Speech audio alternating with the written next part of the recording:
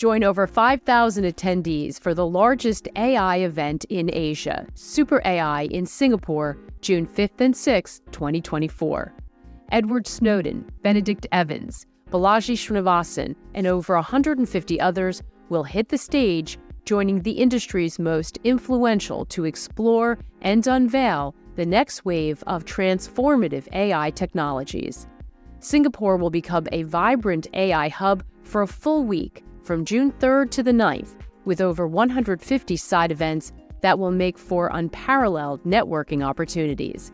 Visit superai.com for 20% off tickets with the code REALVISION. Look for the link in the description. Well, I can't wait for this. Emad is an old friend of mine, and as you know from his previous interview, has gone from an incarnation out of being a hedge fund manager to helping the world solve the pandemic crisis to now becoming at the absolute epicenter of the AI revolution. He's incredibly smart, lovely guy, and I think we're going to get some insights to how fucked we really are, but also how augmented we get along that journey and everything in between. If you've been following, this AI revolution is beyond anything humanity's ever experienced in terms of technology. And the point being, it's only just bloody started. I mean, it's literally months old in terms of the formats that we're seeing with ChatGPT, and maybe 9 months old in the visual elements of stability, diffusion, and some of these other models, DALL-E, stuff like that. So let's dig in and see where we get to. Join me, Raoul, as I go on a journey of discovery through the macro, crypto, and exponential age landscapes.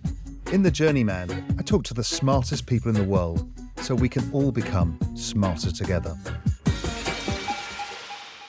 So the last time you came on Real Vision, that was hilarious because it was exactly at the right moment, but when everyone's seen DALL-E, people have seen what you were doing, and then your interview kind of framed it for a lot of people. And it was like, oh my God, this is happening. Then ChatGPT comes out. You're the busiest man in the world. You're in every single newspaper, every magazine, interviewed everywhere, and you're at the epicenter of something massive. So firstly, congratulations. Well done.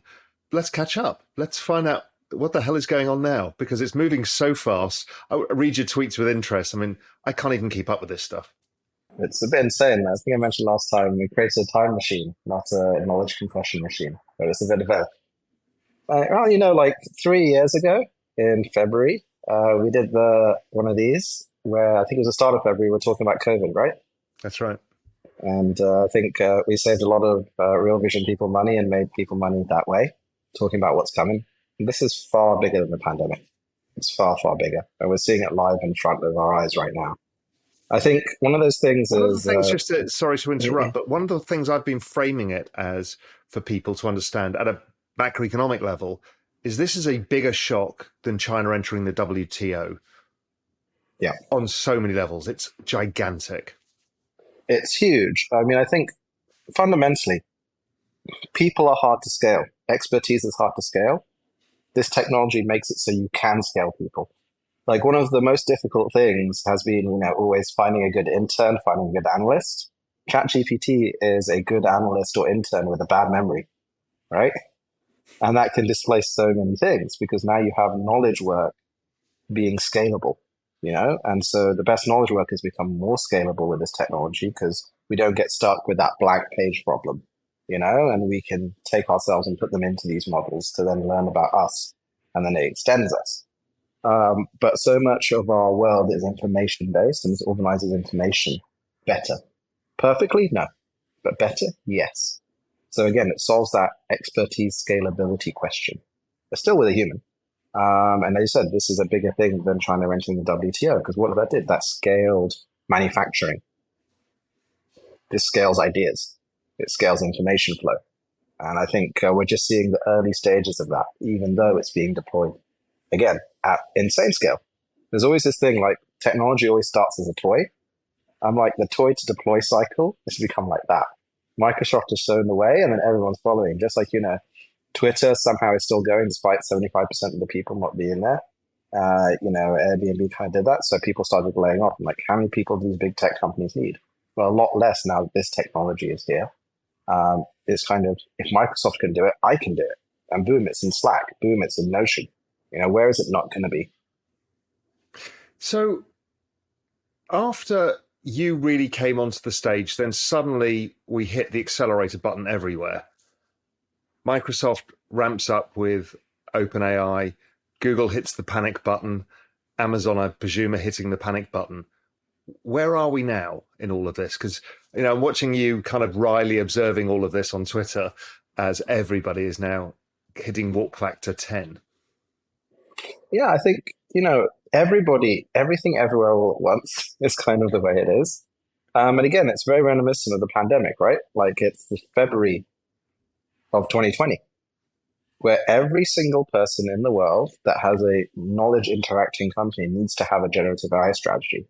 But it's not like a Metaverse strategy or Web3 strategy. It's being demanded now because you can be outcompeted. Like, has Bing had much uptake? No, because Bing is still crap. But it's definitely hit 100 million extra users, right? It's going to get better. This is the thing. And so you're parallelizing this equation all at the same time with everyone asking the same questions. And they're going to put more and more resources because they've realized this could be existential. 41% of all code on GitHub now is AI generated. Really? Already? Yeah, already. Just 6-7 months after Copilot came out. There was a study showing that coders that use Copilot are 58% more effective than coders who don't. Because it takes away a lot of the drudgery work. You can have the framework to start to kick you off. ChatGPT has passed the Google Level 3 programmer test, and it's not a specialized model. $478 billion coding industry. What does that look like in a few years? These are the levels that people think, wait a second, this is better than I am, and that's always kind of a question. So this is why emergency teams are kind of being put together. I think the number of instances of AI in analyst earnings calls and announcements, Bloomberg did a chart, are up something like 50 to 70% on the last quarter. This next quarter, every single one, every analyst is going to ask the same question. Doesn't it therefore mean that everybody just does this? So it's just a kind of ramping up in productivity for everybody all at one point. There's no competitive advantage per se, unless you don't have it. This is the really interesting thing. On an individual basis, everyone suddenly got access all at the same time through OpenAI, but now through new technologies like our version and Anthropic's version, Google's version that will come in a few months, But there's no organizational advantage yet because it's a very personalized experience right now, or individual, because you've got it and then they're just integrating it now. How organizations implement this at scale with shared knowledge will be the most interesting thing, because there'll be some organizations whereby if you're a software as a service company, having the ability to have intelligent code and intelligent knowledge, does somebody need you anymore? Your competitor can outcompete you by having cost savings internally and then driving you down on pricing pressure. But for a regulated industry like education and healthcare, that's different, right? So like Google on January the 8th released a paper called MedPalm. So Google have a language model that's 3 times bigger than OpenAI's model, GPT-3, called Palm. When they asked it medical questions, it gets a 50% accuracy, despite being a general question. The record previously was 74% accuracy. When they trained it on how humans answered questions, and this is a 200 gigabyte file, and that's it, no connection to the internet, and it's generalized, it got to 78% accuracy. When they trained it on question answer pairs for clinical diagnostics, it got to 92.8%. Versus a human expert at 92.9%, just from a single file. Again, think about the implications of that for healthcare. United Health and people like that can save billions and billions and billions, but they maintain pricing power. Whereas other areas become hyper-competitive. Hey everyone, have you yet checked out the incredible, groundbreaking new Real Vision platform? See, we've built something that allows you to live your financial life in one place. We bring together the knowledge, tools, and network to help you thrive in your financial journey. We've got AI tools to help expand your knowledge. We've got courses and education. We've got note-taking. We've got pricing and charting. And in addition, we've got obviously the world's best content, both on macro and crypto to bring everything together. And in addition, you get access to the Real Vision Network. That's our tens of thousands of members across the world where you can connect and chat to them about what really matters to you. Anyway, it's free, realvision.com. We'll see you there. And your other thesis is we can also globalize this. So therefore, countries that don't have the level of expertise suddenly have the level of expertise at their hands. Yes, and think about it for education. Education is never the same again. You know, if I told you that, so we know we've been doing adaptive learning with imagineworldwide.org for now years and years, and we've shown it works. 76% of kids in refugee camps get literate and numerate in 13 months on 1 hour a day, compared to 9 out of 10 kids in Africa not being able to read and write a sentence by the age of 10. That's insane, just with basics, right?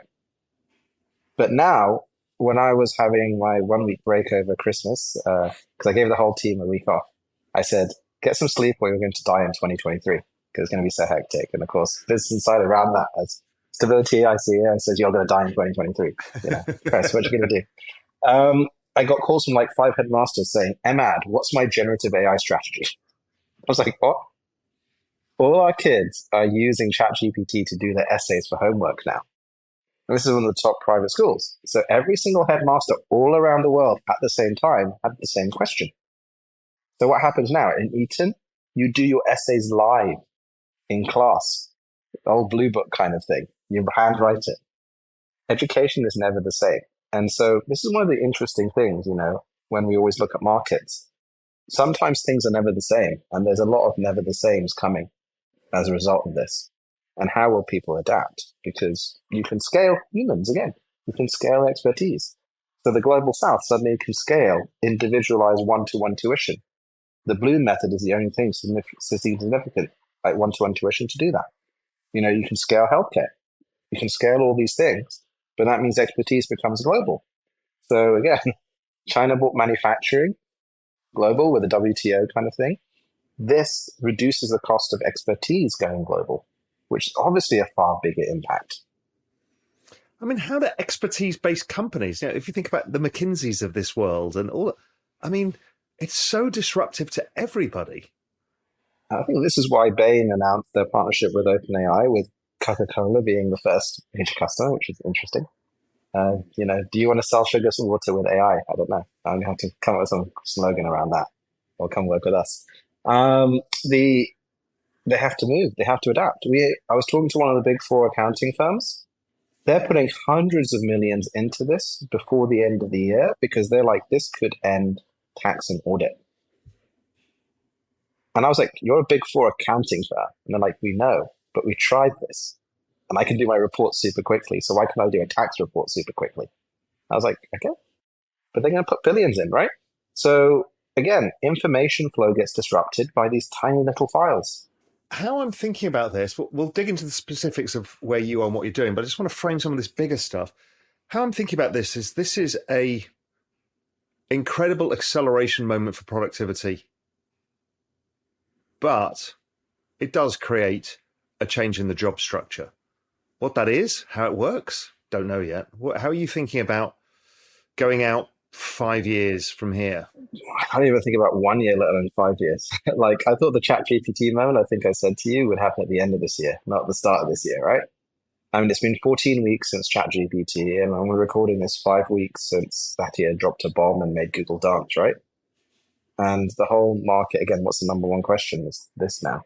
So you're parallelizing capital deployment into this infrastructure, and you have adoption like you've never seen before. 100 million users in a month or a month and a half. We've never seen anything like that. Yeah.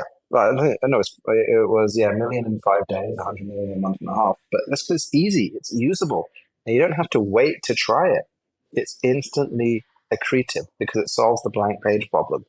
But then this is just the first use of it. As it gets integrated into flows, like Meta had a paper called Cicero. Cicero, they took 8 language models working together, and it outcompetes humans at the game of diplomacy. Right? Which everyone thought was impossible.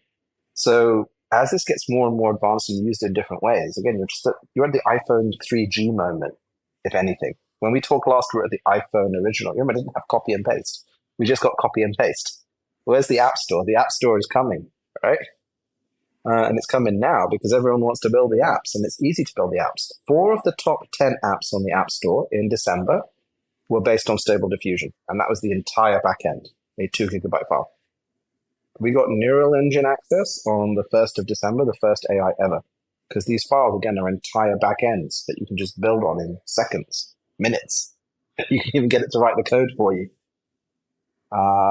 So again, like, I don't know where we're in 5 years, honestly. I just know that, again, this feels like the start of a pandemic where there's going to be productivity booms, there's going to be the other side. And I just see it as massively deflationary. I can't see how it's not. I can't see how it's not. I don't think people get it. It's incredibly deflationary. The biggest drivers, the only drivers of inflation have been regulated industry. Healthcare, education, some things like that. This completely disrupts those. Like, it'll take time, but again, like, the profit margins for those guys in any regulated industry with pricing power go insane as they adopt this, right? The ones where it's competitive, you have massive pricing pressure that comes. And then obviously you've got the hardware guys, so there'll be rotation into that side of things. So, but it's going to happen slowly and then all at once. And we've seen this so many times, right? But we've never seen anything this fast. Because if we talked 6 weeks ago, we'd be having a very different conversation to 3 weeks ago to today. I know. And I think everybody's struggling. And I've been talking about this for a while, that these moments are coming. And it's not just in this. We'll see it in robotics. We'll see it in Internet of Things. We'll see it with so many things where we'll see this moment happening all at the same point. And humanity struggles to catch up with what the hell it is. Yeah, and I think everyone's trying to get that answer, right? But this is unique because we have the infrastructure for rapid deployment at scale. It was in the latest version of Windows, just like Stable Diffusion. There was a Mac OS update for Stable Diffusion. And it was like, literally, we now have neural engine access. That's Apple moving that fast, that's Microsoft moving that fast. Google is now a generative AI first company, $1 trillion companies. Robotics, IoT, other things need to have the deployment cycle, whereas software deploys instantly at scale. And we're talking hundreds of millions of users already, right? Like, if we were having this conversation on Teams now automatically transcribes, summarizes, and adapts your conversations. And the next page is automatically do PowerPoint presentations off that if you want. That's here this year. How is everybody going to re-educate themselves on all of these new tools? Because there are literally thousands. I mean, every day there's a new tweet thread with, here's the 20 great AI tools you've never heard of. You're like, holy shit. There's always this question of incumbents versus entrants, right? So the previous AI generation, you saw actually incumbents benefit from computer vision advances, benefit from all these other things. I think that's what you're seeing today as well, because you need distribution. Like, there isn't time to build your own distribution from here. Like, again, ChatGPT was very immediate, but now where are we seeing it? We're seeing it in Salesforce. We're seeing it in Slack. We're seeing it in Notion. We're seeing it in freaking Instacart. Like, it's good enough, fast enough, and cheap enough that existing companies can adopt it. And the only question is, can you afford not to adopt it? The actual use is, I think, relatively limited right now because, again, it's like a smart intern. But when's it going to get to analyst, associate, VP level? Pretty quickly. Just like that MedPalm example that we gave.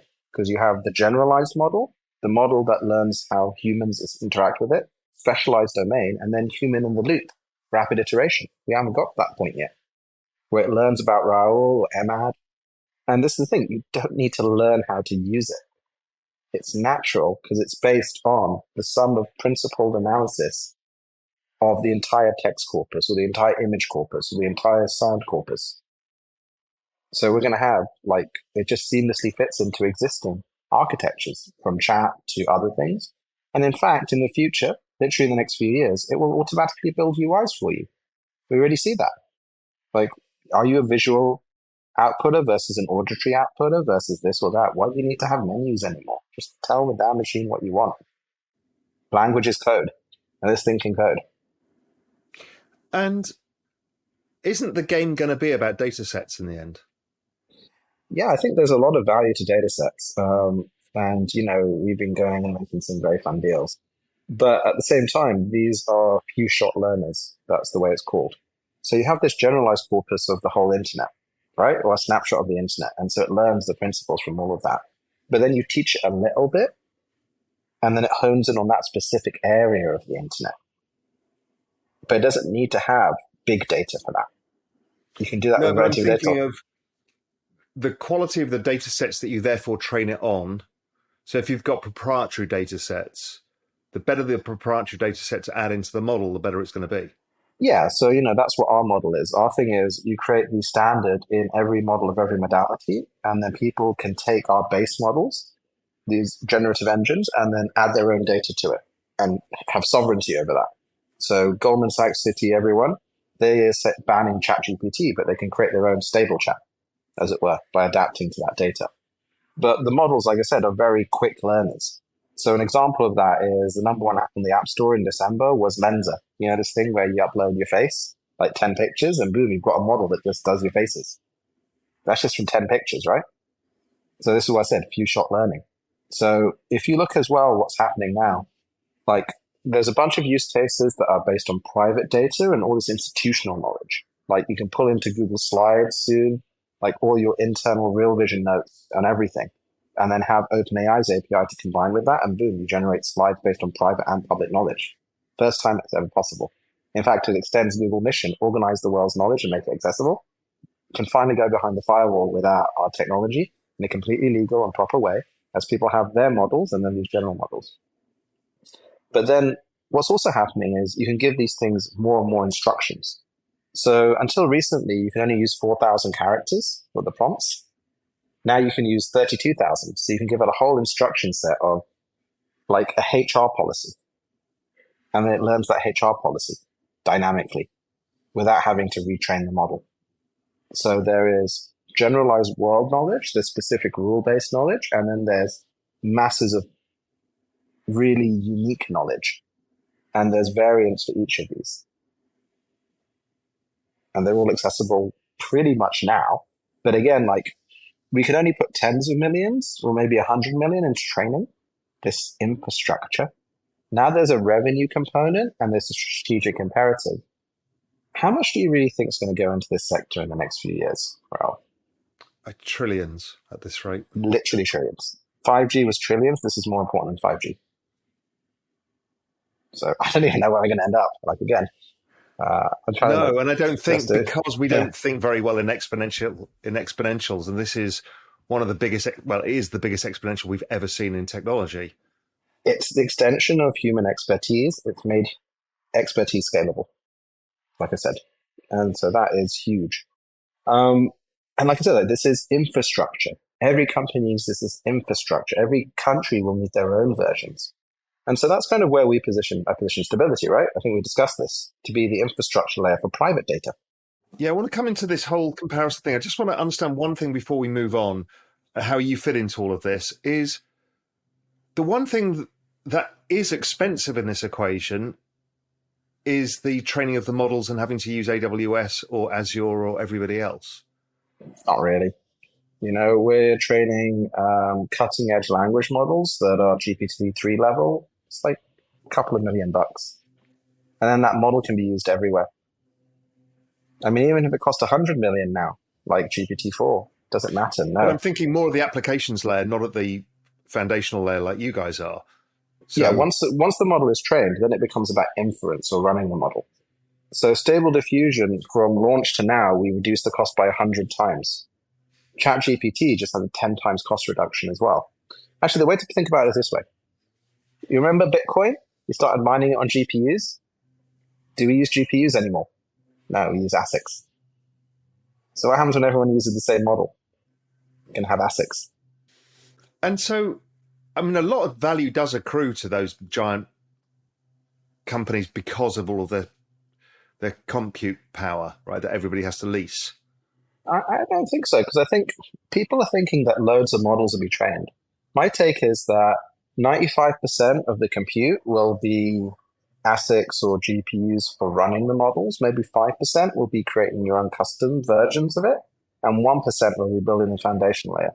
Because how can you survive when you're competing against OpenAI /Microsoft and DeepMind /Google, who are going to go all in on building proprietary models? and have the language feedback loops.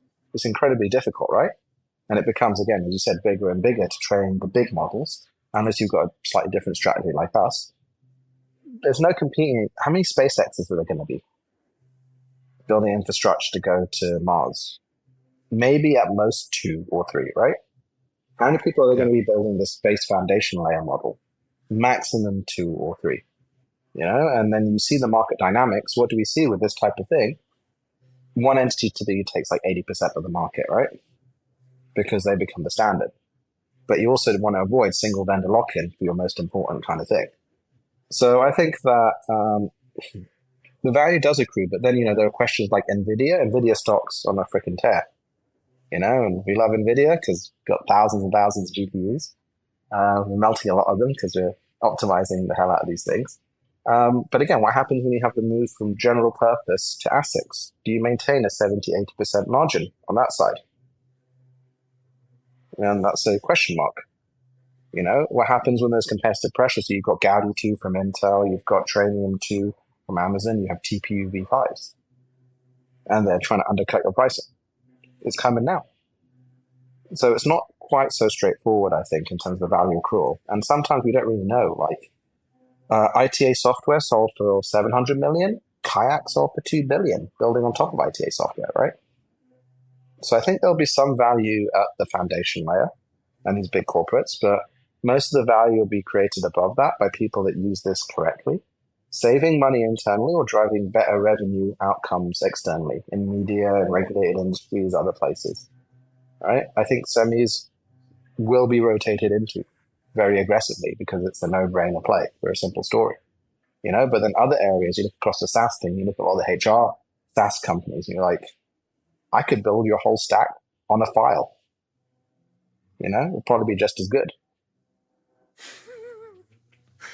So the landscape is obviously these mega giants. How do you guys fit into that? So how does the landscape fit together right now as you see it? So if you're an investment bank, you ban ChatGPT, but you're on your internal version. Are you going to hire a bunch of Stanford PhDs and train a model from scratch and take a lot of that risk? Or are you going to use our language models that we're releasing? The ones we've already released have been downloaded 25 million times. Why are they banning ChatGPT?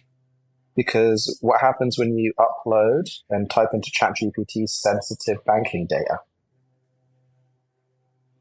Can you write a preface about the activist takeover of Amazon, as an example, right? You can't do that, can you? So you need your own model. And are you going to train your own model from scratch, or are you going to use our off-the-shelf model? You're going to use that one, right?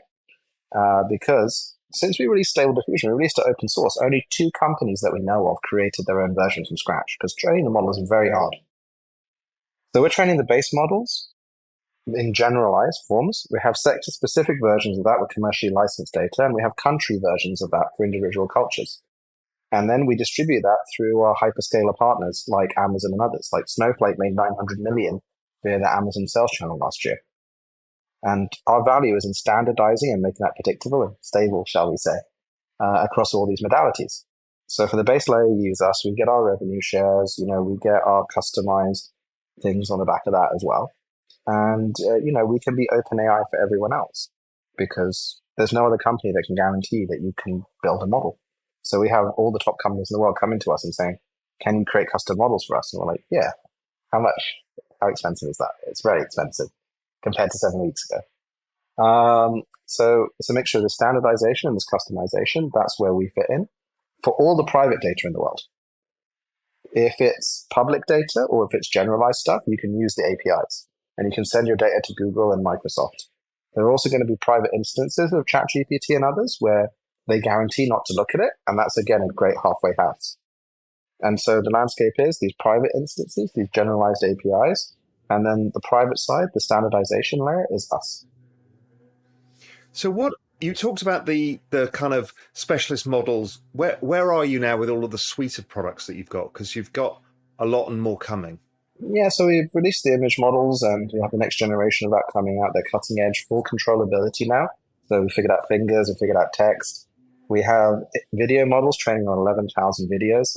When is this video shit coming? Because that's I think another big shock that people don't realize what is about to happen. I think the first release is in a month or two from us. We've got an amazing team. And this is text to video. Text to video, yeah. You type it in and you generate videos. Like you can already kind of just act a video and do style transfer on it, like the Corridor Digital videos. And that'll be heading towards real time, where you can turn what we're doing right now into full animation, almost real time. But then you want to be able to create anything just by describing it, which is coming. We've got script writing technology as well. So I'll write scripts in the style of some famous directors we're about to announce to help the directors. The whole of media is going to change as a result of this. Yeah, we're spinning at Real Vision to try and just figure out where the hell where to play your cards, because, unless you're a big company, you've got budgets and you need to figure out what the hell to do. Well, I mean, this is the thing. Like, you can auto-generate a podcast based on the intents of the person on the other side, right? With a human realistic voice. And then even Raoul, you auto-generate entire interviews back and forth between people. Yeah, because there's enough content of me online that you can train a model. Yes. And so you can have a customized Raoul every morning for every single one of your listeners. I think within a year, definitely too. Oh my God. How do I keep up? I mean, it's just really hard because you don't want to get disrupted, because somebody's going to do it. That's the terror in all of this, is there's some 24-year-old going, well, fuck it, I'm starting from scratch and I'm going to... Yeah. Like, there is an Infinite Seinfeld channel now. Some of the jokes are quite funny. There's this thing where they've got the dynamic deepfakes. Again, there are certain things you have to always think, where is my edge in this new world? Because what happens, this is a regime change, right? It's a regime change in the way that information flows around the world. And it's going to restructure the value landscape, and then people find their own areas. Like, where is our value? Our value is being the standard for open models. But what do we mean by open? We mean transparent, free-range organic. You know how they've been fed. You know what's inside it. And there's a whole ecosystem and support around it, right? So transforming the world's private data is our thing. And that's where I'm occupying. Because I think that's a $100 billion, trillion company. That's something I want to IPO ASAP. Other people are finding their edge elsewhere. So like I said, in regulated industries, if you adopt this technology and you can scale the human component, boom, your costs go down dramatically. In media, if you use this, then you can leverage your existing IP and boom, away it kind of goes. You can surface stuff. You've got intelligent interns and analysts and associates and VPs coming. You don't want to be computed away. At the same time, stuff is slow. Like, people still use Lotus Notes, right? 1.5 million people are still on AOL. Like, everyone said that Meta was going to disrupt, like, people's search. It never really happened. Hopefully they'll turn back to being Facebook soon. Yeah. Maybe they'll change their ticket to AI. So we've got text to video, we've got script writing, we've got the next version of language models, the Stable Diffusion. Yeah. So we've got, that's the kind of gorgeous ability text to image.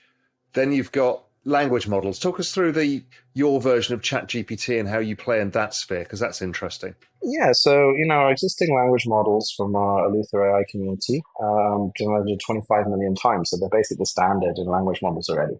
They don't really communicate that much. In fact, we just spun out Eleuther into an independent charity or 501c3 to do interpretability, evaluation, and alignment, because we think it's important to have an independent entity rather than us going doing it by ourselves. And we're bringing in more and more parties to that. So the language model is the first bit. That's the bit that's trained on the corpus of the internet. And we have our new data set, the PAL version 2, being released in like a week, right? And how recent is that versus ChatGPT, which is 2021? It's like a few months ago. Right. But again, these models now we're teaching to be auto-updating and things like that. Because the other part is we have a code model coming. So we released the first version of that last month, 6 billion parameters. And so when you combine a language model with a code model, you can do dynamic SQL database lookups to fetch recent data. So U.com, Neva, and even Bing do that to make sure they're up to date. So you have this generalized knowledge and then a lookup of recent facts to compare against it. You don't have to have one model to do everything, although eventually you might be able to. So the base thing is first the language model. So our language models are very good, touch wood. like melting lots of GPUs. But then the next stage of that after that is you instruct it to human preferences. So that's reinforcement learning with human feedback. Because you have this generalized thing. It's like putting someone in front of a TV and taping their eyes open and they just watch it. They learn about everything, you know? But sometimes the answers are a bit crazy. So you teach it what type of questions and answers via a reward function humans usually like. That's the RLHF bit. That takes a few months, right? And then you take sector and domain specific questions and instructions and you add that. And then you see how people use it in real life and you iterate and you adjust the outputs that way. So, that'll take like, I don't know, 6 months or something like that, the whole process. But the language models are the first bit and then you move forward to that. And so it's going to be like a stability chat. Is that how you think of it? Yeah, we've got stable LM first, which is the language models, and then we've got stable chat. And then we've got stable code. And so people will use stable code for their internal code repositories, stable chat for their internal things. And then they'll pull in Google and Microsoft/OpenAI APIs to create amazing hybrid AI experiences, right? So you can use both. So you can have your private data, private model on stability, but you can still use the generalized Google one or whatever you want to do.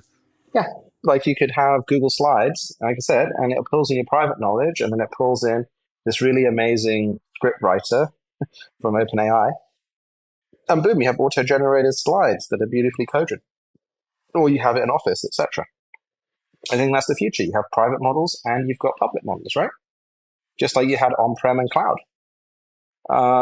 So that's why we're building models for every single type of media. Because every single type of media will need their own models. And then you bring them together, what do you get? Whole worlds created dynamically, movies created dynamically, And isn't this just the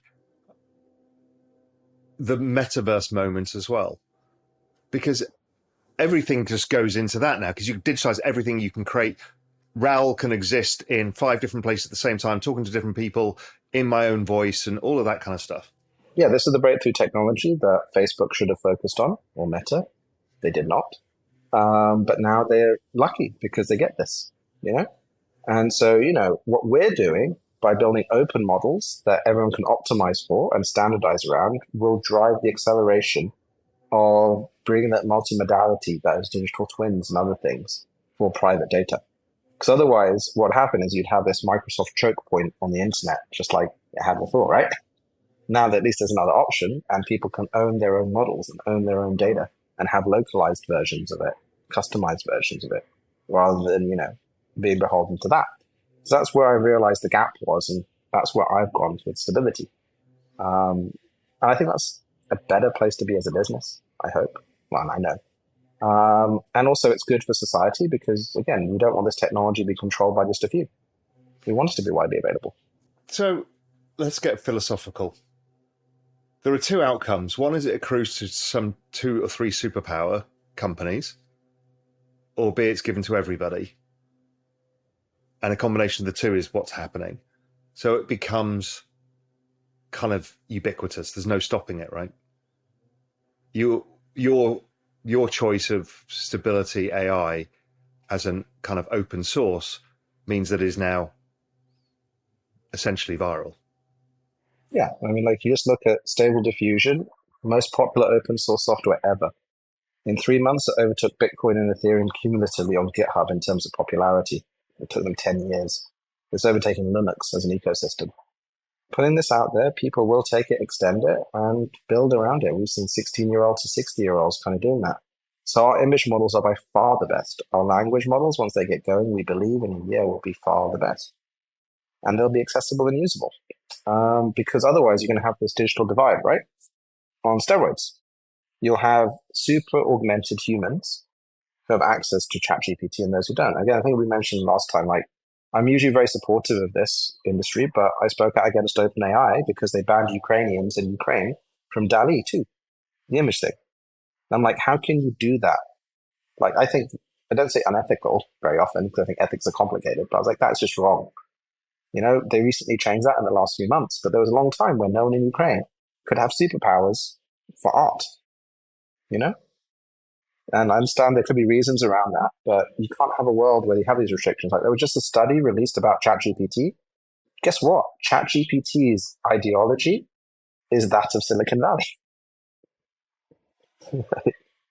Okay, like you might agree that that should be the only ideology. My thing is that the world contains multitudes. And so we need to have, every country will need their own national models to reflect their culture. And we need to distribute this widely as infrastructure. So again, this is why we have Imagine Worldwide. Bring this technology to the kids first and let them be the best of themselves, as it were. And when, in your mind, did these generalized models become smarter than humans? I mean, Mo Gawdat, I don't know if you read his book, Scary Smart. So he was the guy who ran Google X. A really interesting guy. He's just like, end of this decade. Well, I mean, look, half of people have below average IQ, right? Around that. Obviously, by definition. But 95% of people think they have above average IQ, right? The barrier is not high for generality, unfortunately. Or fortunately, I'm not sure. So I have no idea. I just know that ChatGPT is a better coder than I am in certain instances, right? It's a better Stable Diffusion's a better painter than I am. You know, our music models are better musicians than I am. Like, I'm sure that MedPalm is a better doctor than I am. And do these all become just one big, massive model in the end? I think there's millions of models. Model? Yeah, I think you need millions of models because as you have a model that's specialized, it can be highly performant, right? Like these models are coming together. If you put all of the specialized models together, you get generalized AI. You get generalized AI, yeah. So my take on the AGI debate and all that thing is that swarm intelligence, augmenting humans, is the only real alternative to an AGI that overtakes everything. And I think this can be used to create swarm intelligence. On the way to that, you make people happier and you give people agency, which I think is a great way to do it. Because I don't like this idea of just building a multi-trillion parameter model on billions of dollars, where people talk about alignment of these models with the emergent properties, right? So they're like, we can constrain the alignment discussion, because that's important as well. Yeah, so alignment is that as we build a model that's generally more capable than any human and can learn to be even more capable, we can align it so it's beneficial for humanity and doesn't wipe us all out. Because it's like, man, what's the easiest way to make humans not sad? Get rid of them all, right? But for me, that's orthogonal to freedom. So if you have someone more, we've all had people more capable than us, right? Can you constrain them? Yeah, if you restrict their freedom, and that's the only way you can do it because they're by definition more capable than you. And that terrifies me.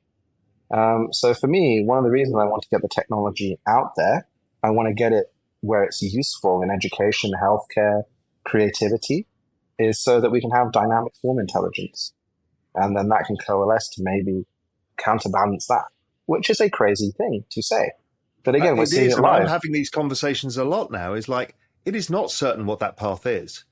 It isn't. And so the common refrain that I get is two things. The only way to beat an AGI is to build another AGI that stops the bad AGI from happening. Like, that strikes me as being very bad, right? The other thing is, if we don't build AGI, the Chinese will build AGI. I'm like, again, that seems like a bit silly, you know? So my thing is, like, again, get this technology out, create standards around it. So, like, one of the things we introduced was opt-out of our model data training sets. Nobody else has done that. Now, is it because they think it's the legal requirement? No. Moral requirement? Not really.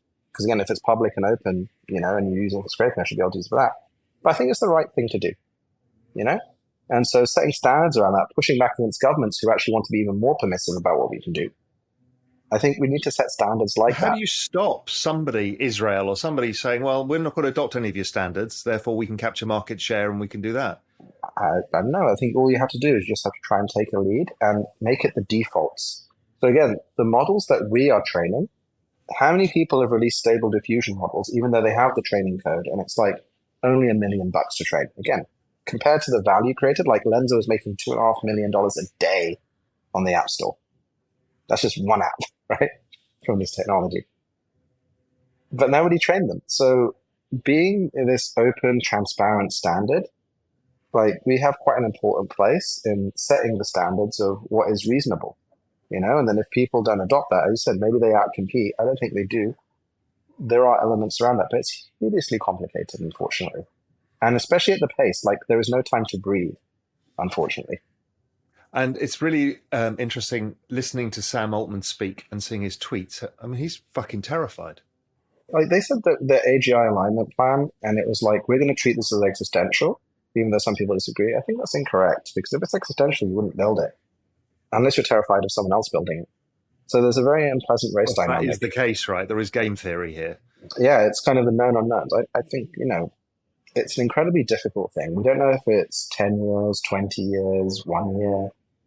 It's a known unknown, as it were, because again, it's when do you have generalized intelligence? My take is stop trying to build generalized intelligence. You don't need it because you can have superhuman narrow intelligence already that makes us better, and we should focus on that. And again, getting out there, the hive mind, how people use this and then take it and extend it, especially if you standardize the base. People optimize around that. That's what you've seen with Stable Diffusion. That's what you're going to see with the language models. That can outcompete the deep minds and open AIs and others of the world, I think, in maybe getting there first in a swarm manner that is safer. But I don't know. And where are regulators in this? I mean, they can't even regulate crypto. How the hell are they going to regulate this? I mean, look, on the Section 230 discussions at the Supreme Court, they're basically getting around to the internet right now, right? Literally, that's in the comments. You have to help them, right? And so I think, again, regulation should be introduced, but you need to help the regulators because you can't introduce it in time. And again, the regulation is actually pro-competition now because every single country is looking at the other ones like, holy crap, who's going to adopt this technology faster? It's a very unfortunate race condition. So this is why I said, this is one of the biggest economic impacts of all time. I just think it's going to be bigger than the financial crisis, bigger than the pandemic. There's a lot of irreversibles. And some key questions will have to be made around this. This is also, from my side, I need to make Stability a public company because we need to be accountable, given our place in this. Also because there's going to be a supply-demand imbalance like no other, if I execute correctly. Because I was about to ask the question. There's basically no way to invest in this right now for the general public. Yeah, you can buy semiconductors and you can buy Microsoft and Google, but that's it. That's pretty much it. Even with Google, you've got the supernormal margins that are definitely going to come down as a result of this, right? And they'll get punished for anything. You've got Photoshop and Adobe and things like that will get a benefit, but then what happens if the competitor comes in? You've got NVIDIA, it's gone high, but what happens when people shift to ASICs that are 10 times cheaper? So there's no easy place. I'm going to make an easy play. And then that will hopefully allow me to, distribute the governance and have a positive impact on this, even while making it so that we can remake Game of Thrones Season 8 because it was crap and things like that dynamically. So again, there's this terrifying aspect to this, but there's this amazing aspect to this. Yeah, educate every child. What if this AI kills us? What if someone gets it before? So it's this duality that I deal with kind of every day. Yeah, it's like nuclear weapons and nuclear energy. Yeah, it's like, what if you put the nukes on the bottom of the rocket? You would have got to Mars already, right? We put them on the top. Yeah, it's a very good point. The other thing that is coming down the track, and I know Google have been kind of working hard on it, but also concerned by it, is quantum.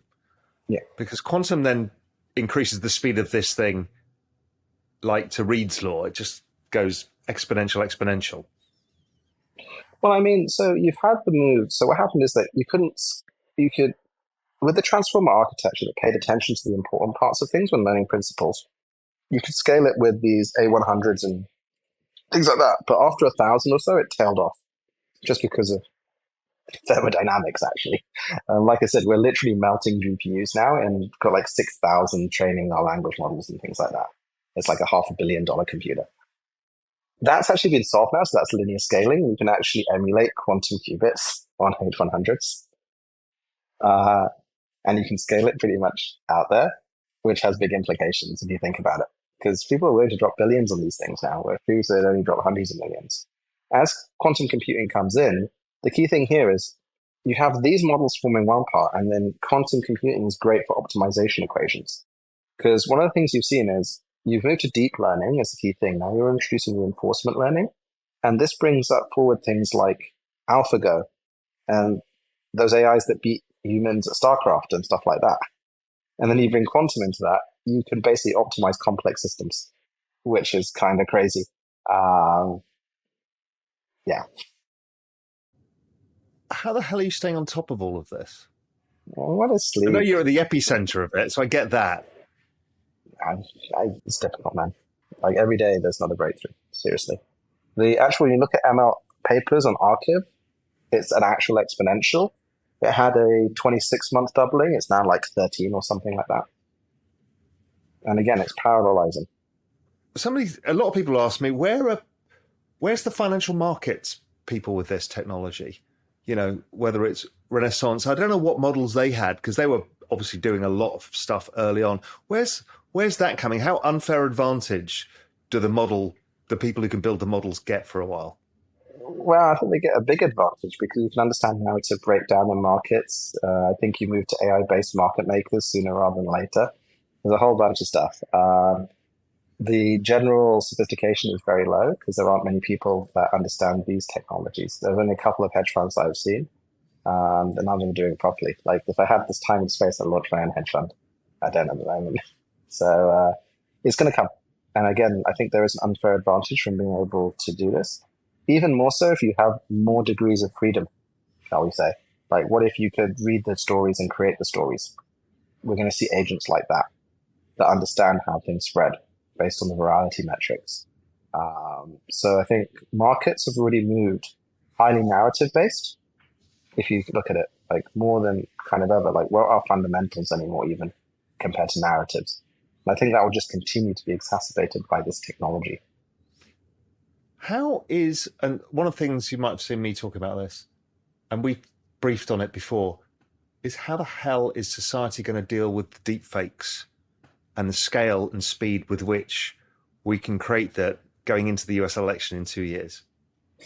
Well, next year, right? Next year, yeah. Basically got perfect deepfakes. They were coming anyway. And it's pretty much real time. And the voices, like the audio DJ that just got released in Spotify, that was my sister-in-law's technology, perfect voices, right? Dynamic with full emotional range. I think the only way is you have something like content authenticity. You have this kind of immutable trace from a curated source, because then social network becomes even more important with the way that you curate these things, because detection is very important. Like we were going to do a $200,000 deepfake detection price for open source, and then we realized it'd be a race condition. So maybe it'll be some sort of blockchain. Maybe it'll be something like content authenticity that does a encoded metafile. But there needs to be standards sooner rather than later. But I think already people are like, I don't really believe that anymore because I just saw it on TikTok. I'm pretty sure Tom Cruise isn't doing all that stuff, you know? Yeah, but it's fine in normal life. But when it comes to points like pandemics, you know, things of societal importance, that becomes complicated. You know, I've actually spent some time speaking to Google, Facebook, Amazon, LinkedIn, all of this about authentication of people as well. Because maybe you just authenticate people and then this is why Meta is introducing this people authentication. This is why I said, if you look at this variety and spread, it's all about the curation aspect, right? And so there's a verification thing, and that could be blockchain or it could be content-authenticity.org. But then there is, what are these key choke points on information flow? And what do they look like? So you were working, and we've chatted about it privately, on cool stuff that are going to make people go, oh my God, again. When is some of this cool stuff that you're seeing coming out? Or is there any cool stuff that's out already that you think people haven't noticed that how amazing this is? Well, we've just hit full controllability on image. So you can take the pose you are now, and then you can basically transform yourself into anything, move it to 3D. There are new types of interfaces. So I don't know if how long does something like that take? Talk me through that process. So I put in an image of me or a short video of me. I put it into this model, and then what?